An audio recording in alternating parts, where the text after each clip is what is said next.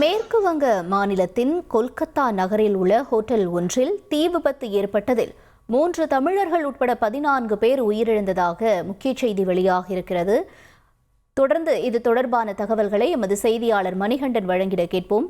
மணிகண்டன் வணக்கம். இந்த தீவு என்னங்க இனி வீட்டு வேலையில கொஞ்சம் அதிக ஒத்தாசையா இருக்கணும். யா வேலை கிடைச்சதா? வேலையா? நான் பாஸ் ஆகணும்னு நினைக்கிறேன். எப்படி? பாஸ் வாலா பி தி பாஸ். விபத்துக்கான காரணம் என்னவென்று சொல்லப்படுகிறது. மேலும் இப்ப 14 பேர் உயிரிழந்திருக்கக்கூடிய நிலையில மற்றவர்களுடைய நிலை என்ன? இந்த உயிரிழந்தவர்கள் தொடர்பான தகவல்கள் என்னவாக இருக்கிறது?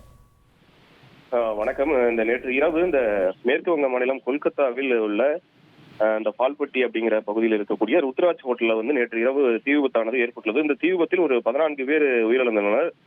அதில் இந்த கரூர் மாவட்டம், அதாவது அதில் 3 பேர் தமிழர்கள் ஆவர். அந்த கரூர் மாவட்டத்தைச் சேர்ந்த உப்படமங்கலம் அடுத்த ஜோதிவடம் என்ற கிராமத்தைச் சேர்ந்த சோற்றுக்கட்டாலை வியாபாரியான பிரபு என்பவர் குடும்பமும் சென்றுள்ளது. அந்த 5 பேர் கொண்ட நபர்கள் சென்றுள்ளனர். இதில் பிரபு மனைவி மதுமிதா, குழந்தைகள் தியா, ரிதன் மற்றும் மதுமிதாவின் அப்பா முத்துகிருஷ்ணன் ஆகிய 5 பேருமே குடும்பத்துடன் சென்றுள்ளனர்.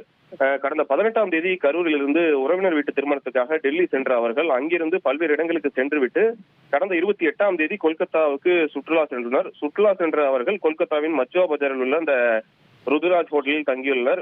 நேற்று இரவு நடந்த தீ விபத்துக்கு முன்பாக பிரபு மற்றும் அவரது மனைவி மதுமிதா ஆகிய இருவரும் ஹோட்டலில் இருந்து வெளியே சென்றுள்ளனர். வெளியே பொருட்கள் வாங்குவதற்காக சென்றிருந்த நிலையில் தான் இந்த தீ விபத்தானது ஏற்பட்டுள்ளது. அந்த தீ விபத்தில் மதுமிதாவின் அப்பா முத்துராஜும் குழந்தைகள் இருவருமே உயிரிழந்துள்ளனர்.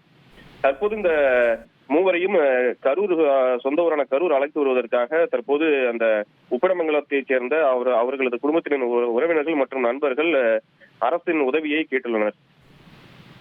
உங்களுடைய தகவல்களுக்கு நன்றி மணிகண்டன்.